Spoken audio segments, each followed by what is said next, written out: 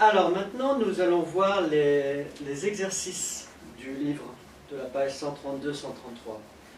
On va commencer par le numéro 1.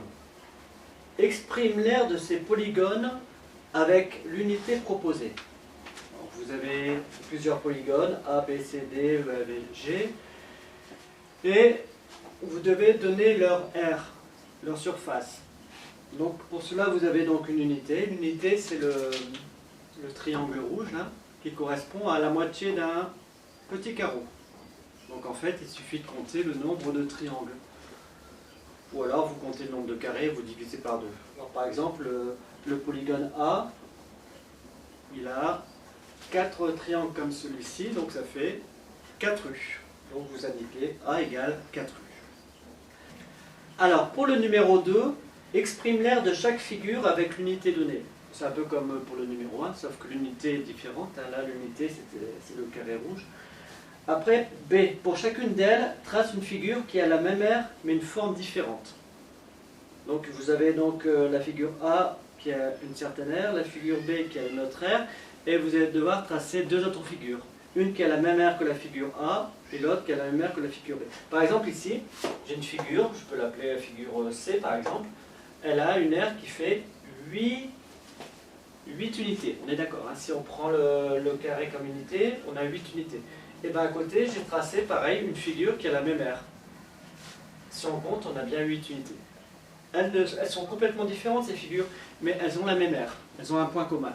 D'accord? Donc c'est ce qu'on vous demande au petit b du numéro 2, donc tracer deux autres figures qui ont la même aire que A et B.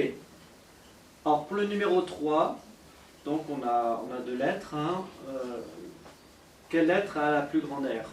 Donc, tu commences par choisir une unité, et puis une fois que tu as choisi une unité, ben, tu vois quelle est la lettre qui a la plus grande aire en comptant le nombre d'unités dans chaque figure. Pour le numéro 4, lesquels de ces 4 polygones ont la même aire? Donc là, l'unité du numéro 4, hein, c'est le triangle. Alors, numéro 5, reproduis ces figures sur une feuille de papier centimétrée. Alors, sur une feuille à carreaux, comme tu as l'habitude de prendre pour travailler, les carreaux ne font pas tout à fait 1 cm sur 1 cm. Ça fait à peu près 8 mm, je pense. Donc, bon, tu fais comme si que ça faisait 1 cm carré, hein. C'est pas la peine de t'embêter. Donc, tu prends une feuille à carreaux, et puis tu comptes comme si chaque carreau faisait 1 cm carré.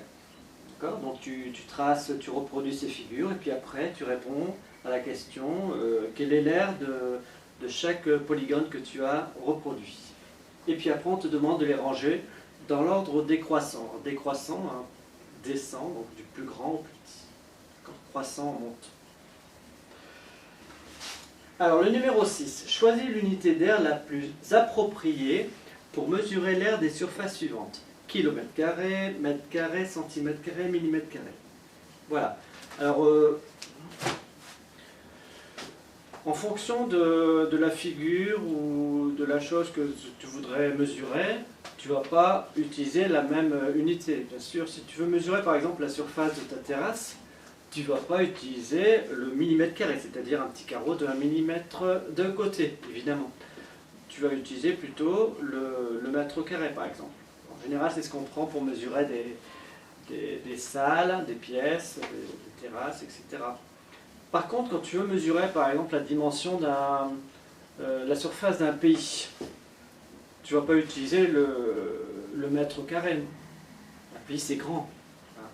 Donc là, tu vas utiliser l'aire plutôt l'unité la plus importante, c'est-à-dire le kilomètre carré.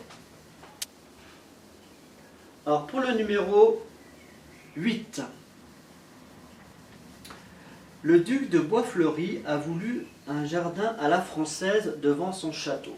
À la française, ça veut dire un jardin où tout est bien symétrique, hein, comme un peu si tu es déjà allé au château de Versailles, hein, tu as visité les jardins du château de Versailles, hein, tout est bien symétrique, bien rangé. On appelle ça les jardins à la française. Alors donc, exprime en mètres carrés l'aire de la surface recouverte par les arbustes verts, puis par les allées blanches. Alors tu vois, donc, le jardin est représenté par un rectangle là. Donc dans ce rectangle, tu vois des parties vertes. Donc les parties vertes sont la partie où on trouve des arbustes. Et la partie blanche, c'est la partie où il y a les allées. D'accord? Donc on demande l'aire de la partie avec les arbustes. Donc qu'est-ce que tu dois faire? Tu vas compter chaque unité. Et l'unité là c'est un carré et le carré fait 1 mètre carré. Voilà, je te souhaite une bonne journée et puis je te dis à très bientôt. À demain pour la dictée bilan. Je serai à l'extérieur parce qu'il fait encore beau. Bye!